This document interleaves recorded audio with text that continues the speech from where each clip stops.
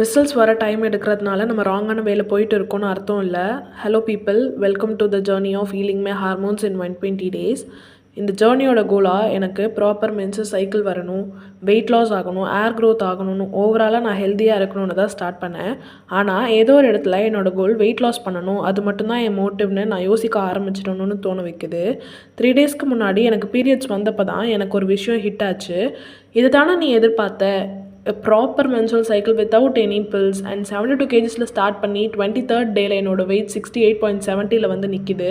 This is what I expected and இதுக்காக தான் இதை நான் ஸ்டார்ட்டும் பண்ணேன்.